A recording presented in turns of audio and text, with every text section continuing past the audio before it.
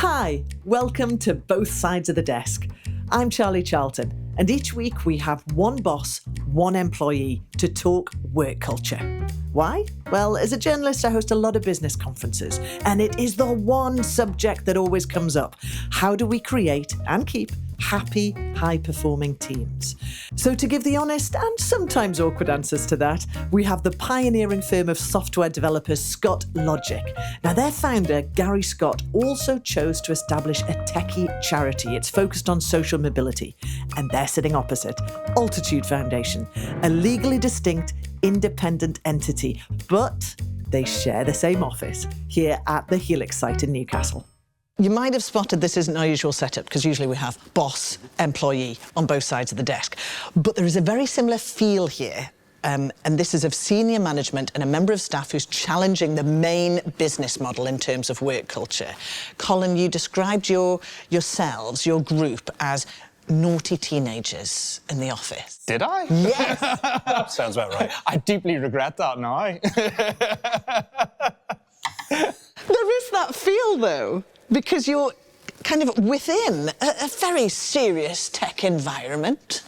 Yeah, so I'm actually conscious that I'm sort of rejecting that, but at the same time, yesterday we were piloting a little robot around the office, and everybody that was coming past from Scott Logic was looking askance at us as we were sort of just driving this thing around to see what we could do with the coding. So maybe actually, to be fair, naughty teenagers is accurate. I don't know. Yeah, it does sound about right. They're a different beast, I'll put it that way.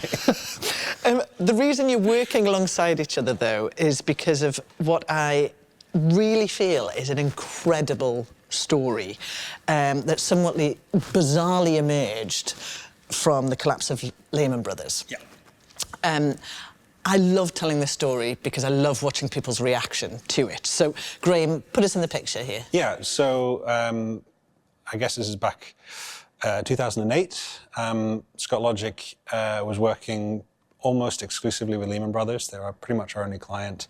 And this thing happened. No one noticed, but I believe they collapsed. I think they're our only client. I think their only client to collapse.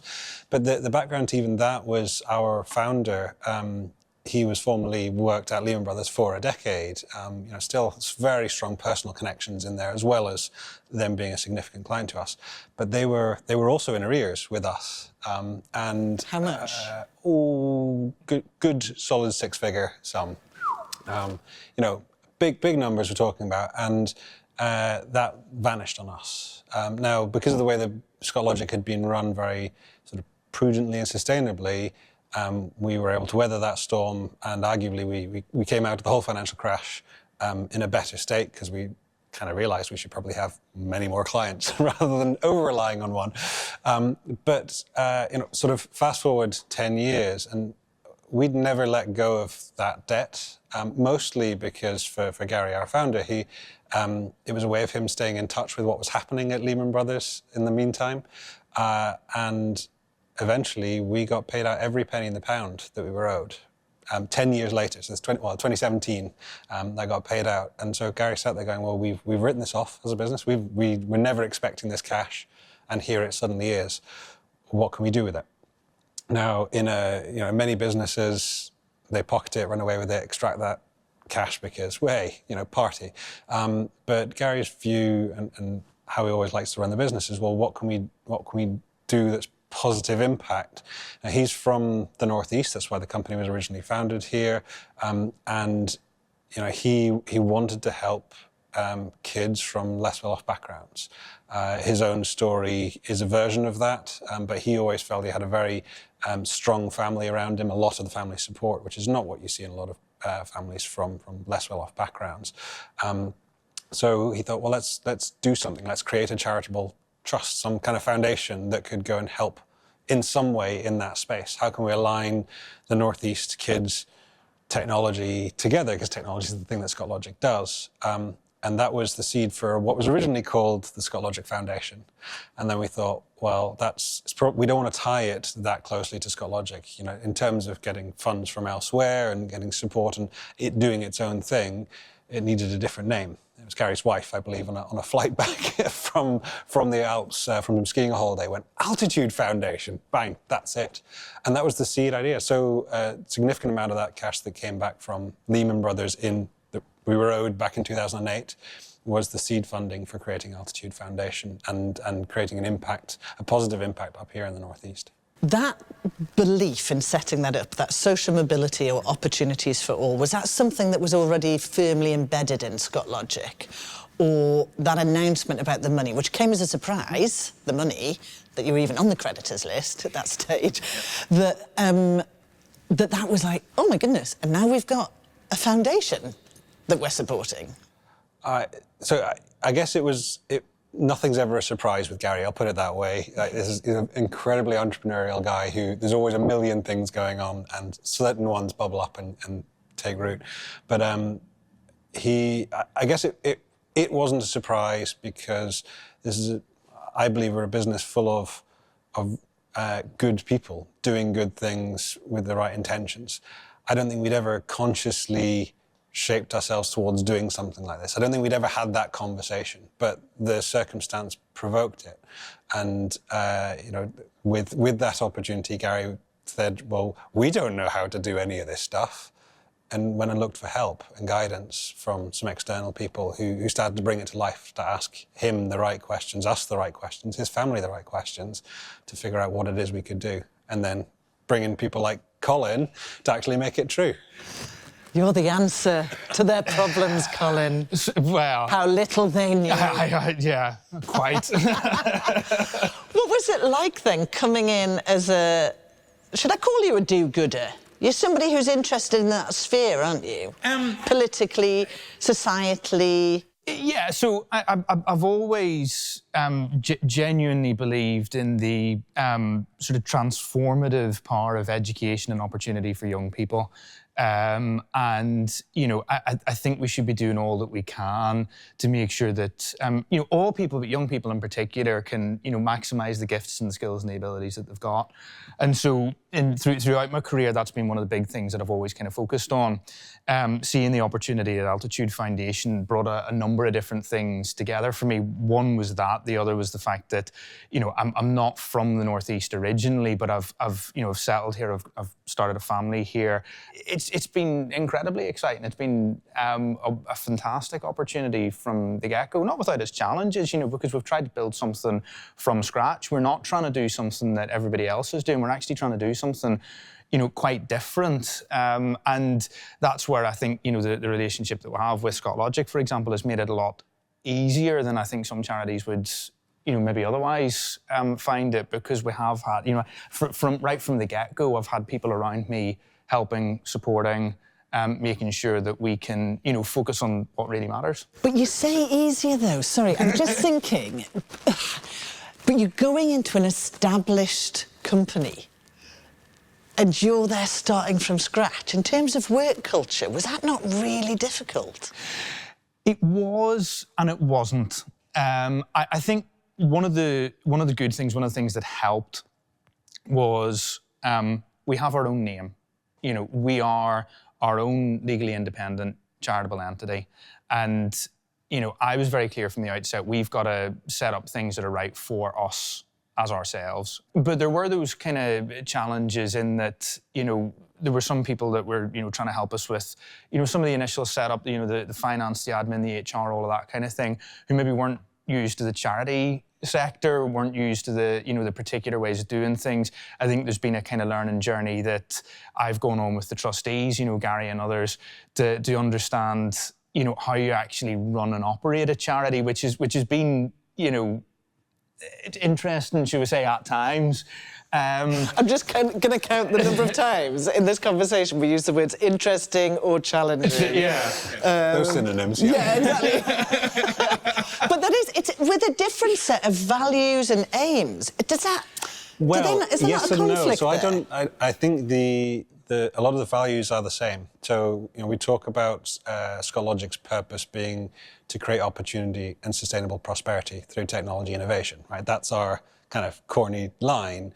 But that's representative of the values that we talk about with Altitude, right? It is about creating opportunity and sustainable prosperity for a very different cohort of people, right? For us, it's around our clients, it's around the people that we employ and the community we operate in, and we're focused squarely towards large organisations, public sector, banks, whatever they are. You're aimed at younger children, right? Yeah. That's it. But you're the business. We're a business, yes. So effectively, whichever way you dress it up, you're looking for money. Yes. Because you've got to get the clients, whereas you're not looking for money necessarily, you're looking for social impact. We're looking for money to deliver social impact, but Yes. we're not sort of driven by the bottom line in the same way. Yes. But some of how we look at why we're trying to get money is to be able to support that kind of social impact. Part of, not all of it, but that is, I guess that is part of how we see the purpose of our running the business. It's not just about creating as much cash as possible to line a small number of shareholders' pockets. That's not what we're about. And this isn't about good PR.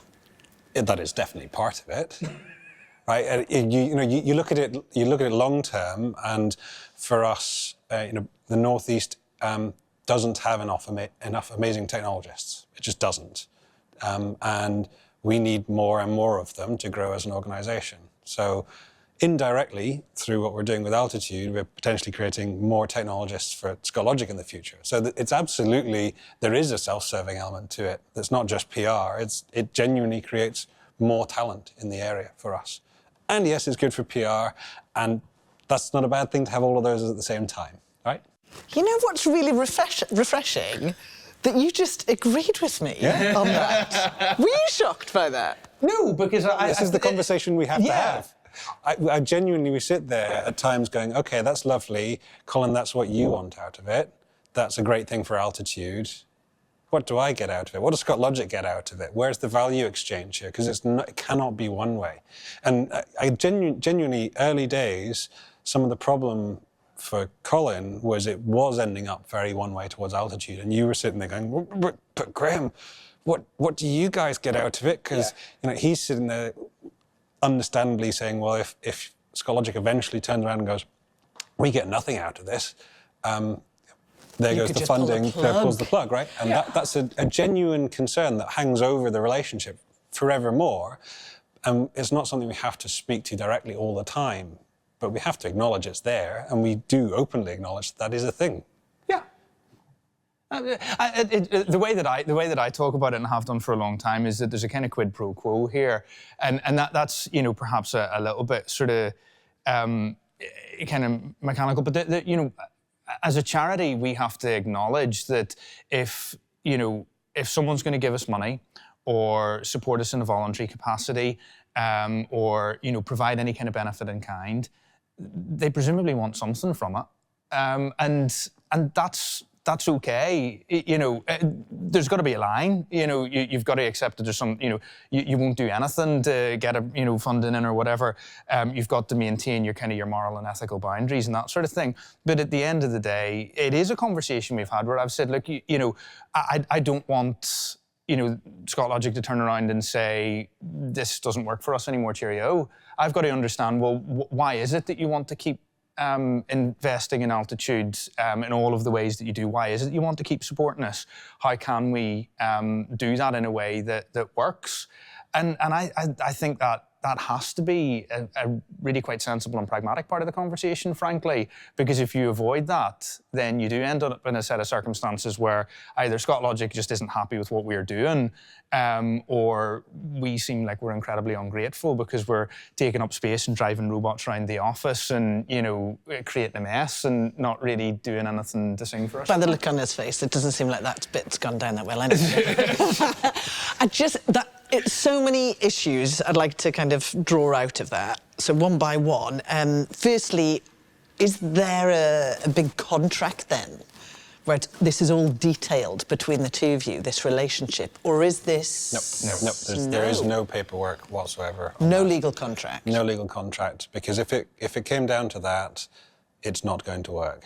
This has to be the values alignment, the thing we're trying to achieve, both as Scott Logic and as Altitude, has to happen because we've got sensible people trying to do the right thing. A contract does not give you sensible people trying to do the right thing. If anything, it can start to skew matters. So it's purely a moral contract? Mm-hmm. Wow. And are you happy with that, Colin?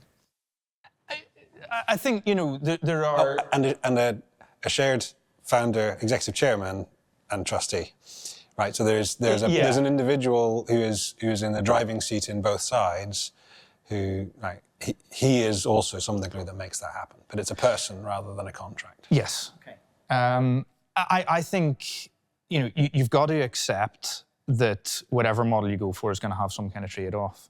And, you know, to suggest otherwise is perhaps slightly naive. I think, you know, the conclusion that we have all sort of collectively come to is that a moral contract is the better way to do it, because it means then that you spend a lot more time actually engaging with and investing in the people that you're in partnership with.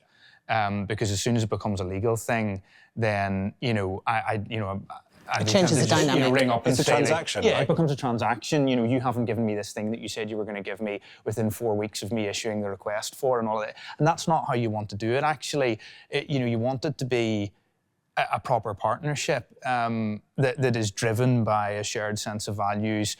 And I think it is easier when you've got two sort of purpose-driven organisations that are saying, okay, well, does the purpose align here? Yes, it does. Right, well, we're invested in it.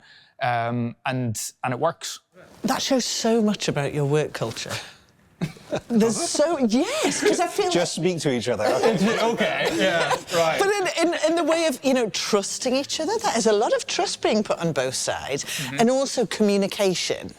So you're based geographically in different places. You're in Scotland, you're in the northeast of England. Yep. How do you do that then? You start with trust rather than developing it, right? Trust, you start from a belief that this is going to work. Everything you say is entirely true. We're going to be open and honest. And potentially it erodes away from that, rather than going, well, I think you're trying to fleece me and I'm going to try, you know, and have to build up to a point where that isn't the case. And that's exactly how this started. I think the early days of Altitude Foundation, there was a bit more face-to-face, it was a bit more regular, it was a bit more, we tried to be a bit more structured. Colin's not a very structured person when it comes to that kind of thing. I'm not a very structured person when it comes to that kind of thing. We both should be. But the reality is we very quickly proved to each other that actually we can do this pretty ad hoc. You were reliable. Whatever way it was, you were going to be reliable. But also the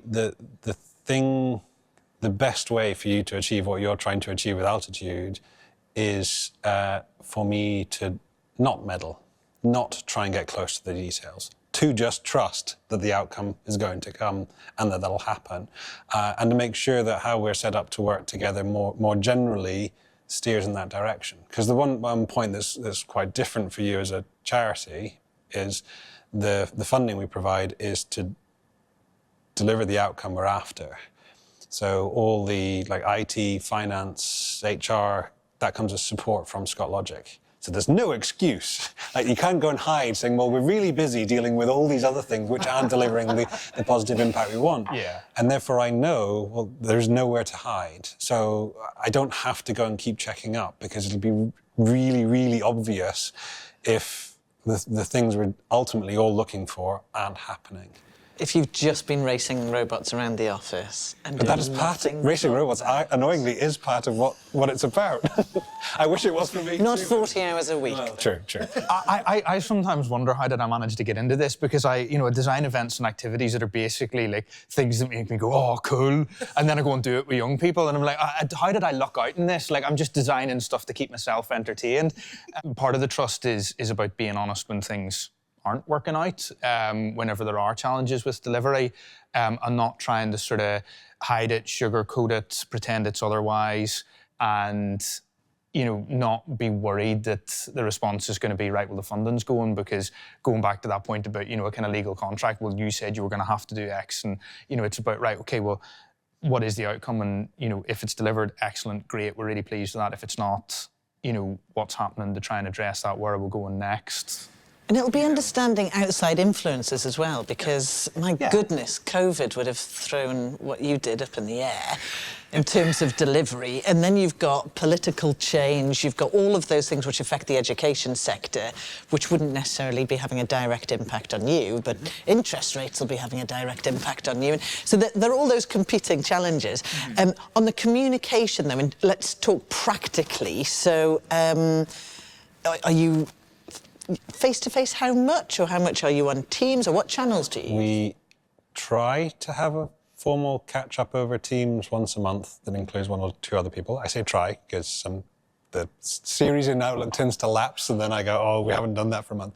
But I'm down here in Newcastle a day or two a week most weeks, and then it's just grabbing each other on random things. Again, it's because we've built the relationship now, the understanding is, as and when it's needed, just speak. And that might be a quick email to say we need to talk. It might be a longer email setting out, here's the idea.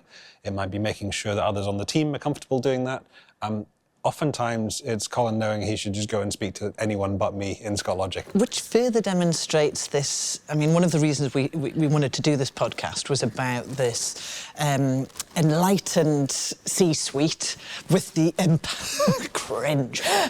with the empowered workforce. But what you're saying there is that is because you do trust other people within the team to do their job. How do you, as a team within Scott Logic, communicate then? Because I imagine if you've got some in office and some yeah. So we've got the 6 offices around the UK. There's always communication across those. We've got hybrid working, so everyone is entitled to work from home and as well as in the office. Our clients, as you alluded to, have always been remote from us anyway. So that notion of part of the team is not here has always been in how we worked. So formally, we have Teams and as in Microsoft Teams, and you do the chat through that, and we can do calls through that. There's the unofficial, but everyone knows about it, Slack, which has all the more social chat side of things. I'm aware, but shouldn't be, that there's 1 or 2 Discord servers that are the sort of unofficial chat, and there's all these things that go on. Wait a second, why do you say you're aware but shouldn't be? Because if I went and joined that Discord server, then the people who want to talk about stuff that without me seeing it, are just going to run to the next place. I know, I was that person. So do you ban senior management from being part of these? We don't ban it, we just don't bother going there, because there's so much noise. I mean, if you think about it, if you're fully face-to-face, there's a point where people are going to the pub or socialising outside work where they want to or need to complain about their colleagues, their employees, their management. Yeah, everyone needs to do that. It's a healthy thing to be able to do that. When you're remote, when you're virtual, it just so happens you do that on one of these digital tools. So that's your pub space? Yeah, it's a version of that. And it's whether you invite your boss to the pub and people roll their eyes. Wow, OK. On that Discord server as well, groups, so is that kind of... I don't know. Discord, I'm genuinely not... I don't go anywhere near because... Do you know of any? Are you in there, Colin? No, so we are not. So this is where some of the lines lie. Is Altitude's not anywhere near any of those tools. So part of it is that, you know, particularly on the sort of the official and the official unofficial and things like that, there will be, you know, client-side information that we just shouldn't be seeing.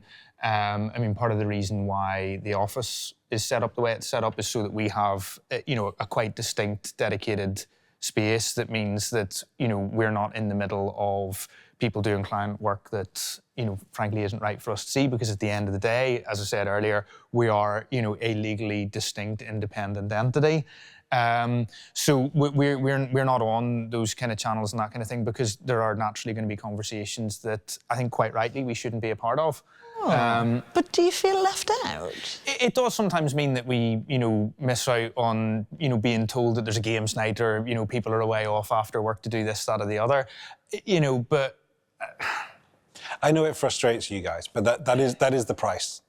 That is the price of making sure that the entities do their own thing, and that we don't end up with the two folding too close together. And that's the risk always here, is that if the, you know, Colin team driving the robot around, if everyone from Scott Logic suddenly gets all excited about the robot being driven around and wants to take part in also building more robots, well, Scott Logic is going to collapse at that point. This doesn't work. So there's certain places where, again, we have to maintain some of that distance. And it is, I'll say, sad at times, because I know if I were based down here, Colin and I would probably be good pals down the pub all the time. But we don't do that, in part because I'm not physically here. I don't live down here. But also that wouldn't be right for how some of the distance we need to keep. Yes. Yes. So I there's a feel couple like of this is a bit, you're not allowed on the, you're not being selected for the football team. It's not allowed. No, it's not allowed. I think, in actual fact, I think, if you take the sort of the social aspect of it and stuff, I know that we would be very welcome. Genuinely, I think just not invited. Yeah, we're just not invited.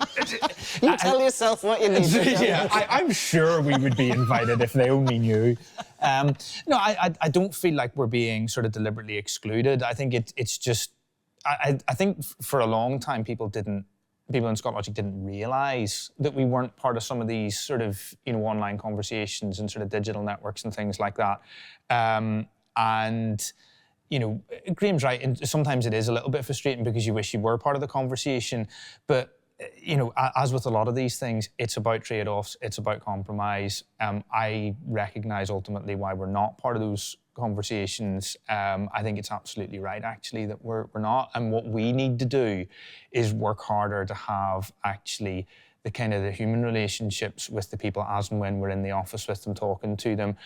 So I spend a lot of time in the kind of the kitchen social space, talking to people while I'm making cups of coffee, and I justify that by saying this is very much me doing something. This is an important work task, and it is correct. That is, yes. As I take the next 10 minutes to make a very, very slow cup of coffee, but genuinely, like you have to make the effort in other ways and recognise that is the trade-off. Let's delve a little bit into that office setup. Have you mandated a number of days to be in the office? We have asked people on average to be in 1 day a week. Asked people, what does that mean? Well, again, this comes to the trust piece. We're not sitting there watching some log of the whole piece and saying, well, every single person needs to be in the office 1 day a week, every single week. Because for our business, that's not a straightforward thing. They might be in one of our 6 offices. They might be in a client's office. They might be off-site with a client or a team somewhere that's neither the client's office nor our office. But isn't those are all office work. It's that face-to-face thing is ultimately, so we talk about it's face-to-face time that's the delineating factor, not the office. And have people gone along with that? There is some resistance. There is mostly people have gone along with it. Where there's resistance is because people have typically moved during lockdown further and further away from their hub. And wherever that hub is, they had that face-to-face time. So it just becomes logistically slightly more challenging. But on the whole, not every single person, but on the whole, everyone recognises the value of face-to-face time.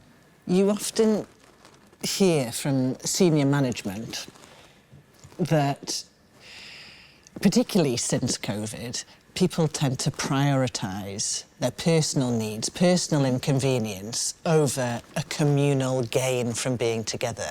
Would you agree? Yes. But I think I also think people are starting to recognise that the balance has gone too far one way. I think, so Scott Logic every year takes on a significant number of graduates. I was one in the first ever graduate intake that we had. And especially for those more people, early stage career, junior people, they might be alien to the city.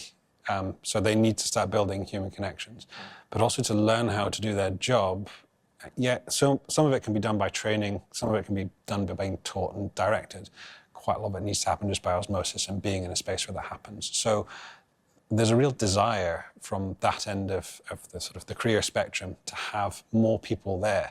But if only junior people are present, they've got no one to learn from, they've got no one to pick that up from. But also they typically in their personal circumstances don't necessarily have the dependence or the luxury of a house or flat or whatever it is, the space to be as comfortable as more senior people. But I think that's where as a senior team in Scott Logic, we have agreed amongst ourselves, like, we can't just sit at home saying everyone else has to do this. If anything, we have to be more physically present than anyone else, because we have to lead by example. And actually, we are probably one of the touch points that most people need to have. So that's sort of the attitude. Yours is a completely different setup at Altitude Foundation, because are you barely in the office because of your job? Well, it's interesting because, we have a couple of young people with us doing work experience at the moment, and one of the things that they said on, I think, the second day with us was that they were amazed at how much time we did spend at our desks, because they thought we would never be sitting at our desks.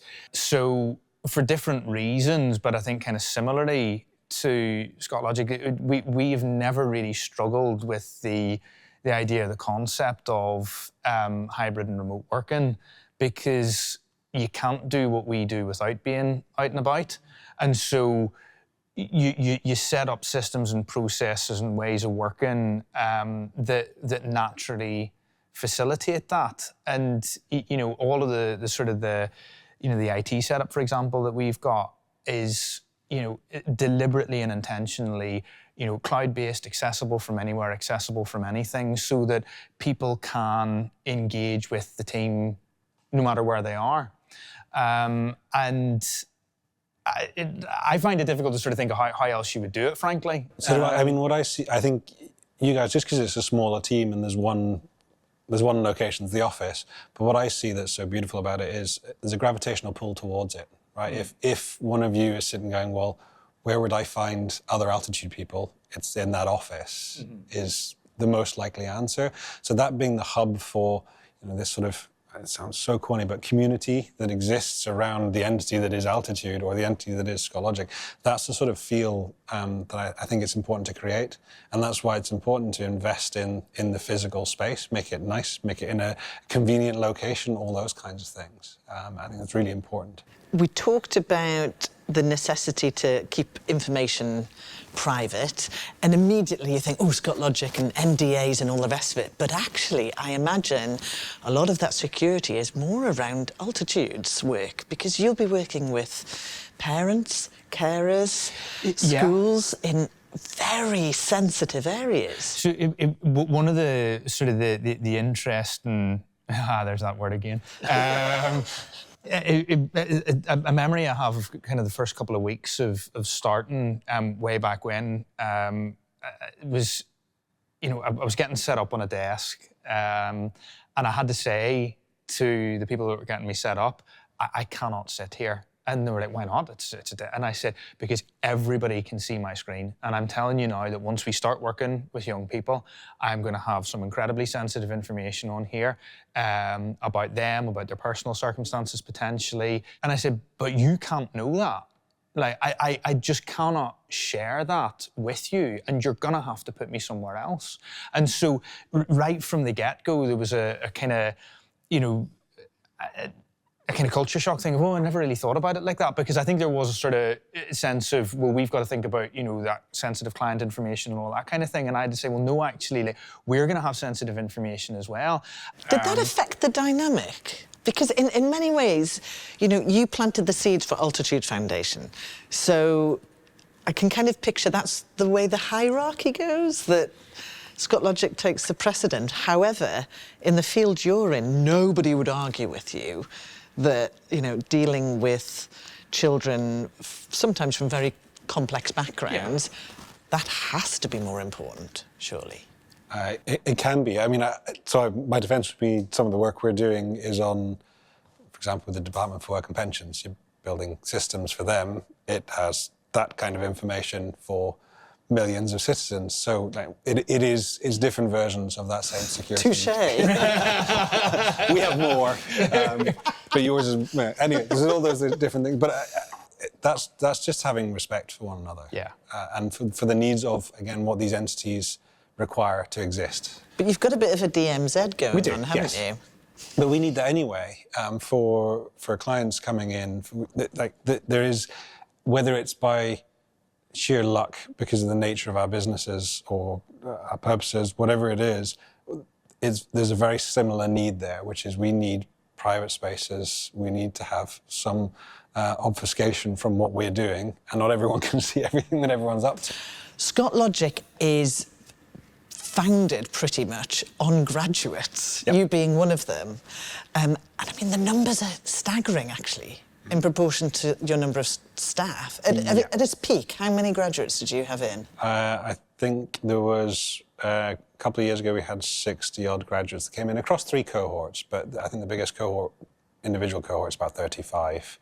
And that's against like total workforce of 450. So I think I checked just the other day, about 40% of all headcount in the business joined through the graduate program. You also do a kind of work culture refresh by bringing in somebody new every year, don't you? Yeah. So we bring in either a graduate or someone on a work placement as part of their degree every year. And the whole idea is that they get, a kind of structured year, early stage career kind of thing.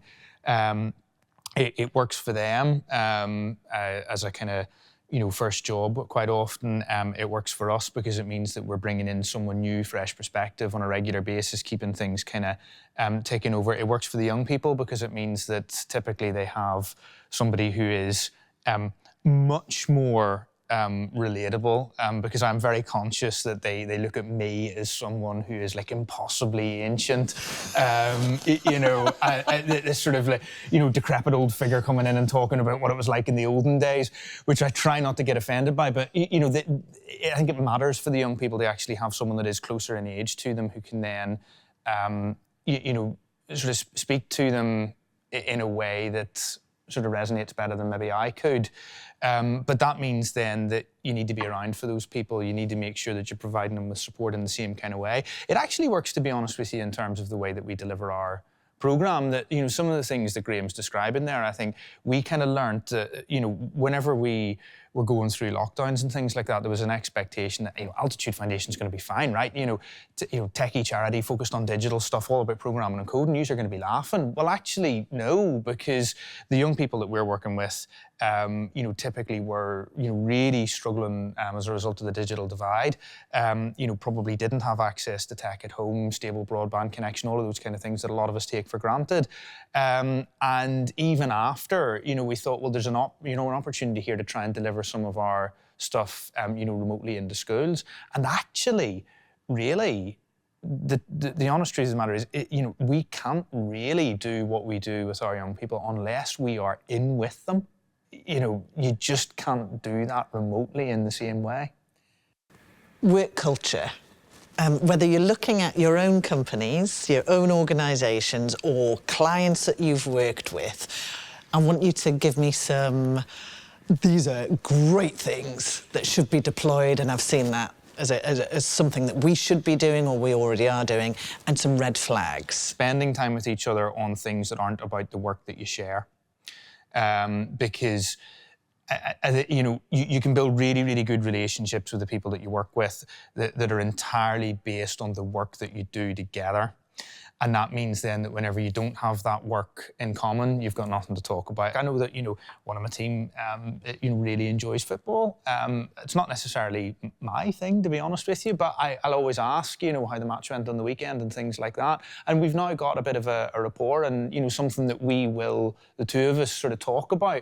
So I think, always trying to find something that isn't work, which means that whenever the work's removed for whatever reason, be it like you've gone out for an evening because there's a staff do, or, you bump into each other on the weekend or whatever, there's something that you share that isn't just your work. I think the red flag for me is an over-strictness with things like start and end times and stuff like that.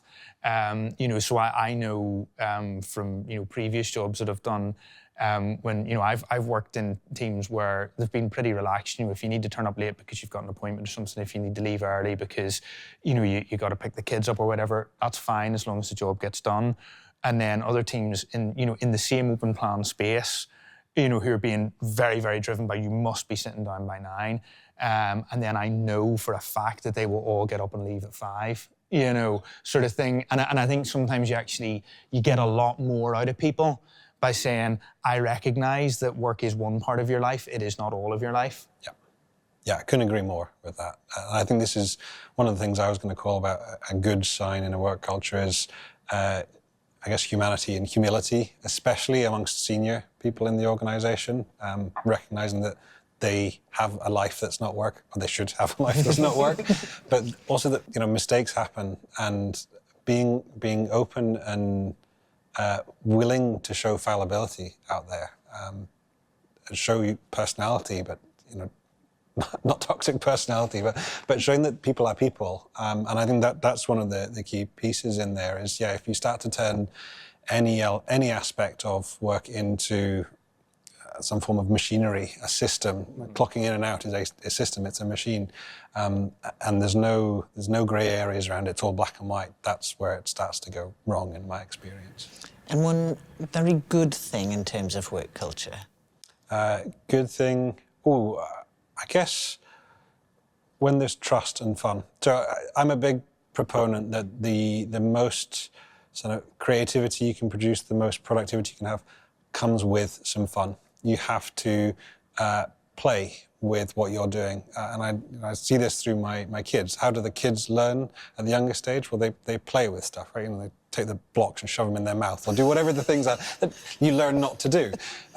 But for some reason in some workplaces, you get to a point where playfulness is discouraged. Take everything seriously.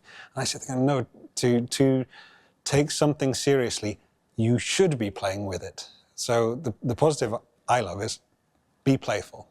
What he's saying is chastise the it. robot is okay. Yeah, Driving the robot around is okay. I knew it. Thank you guys for being so open with your stories and your opinions today. Graham Odds from Scott Logic and Colin Ferguson of Altitude Foundation. I feel we've really got to grips with what it takes to bake a real-life, real-money investment into social responsibility. Yes, they admitted it makes good PR, but there's a whole lot more in practice if you want to do more than tick that CSR box in your values.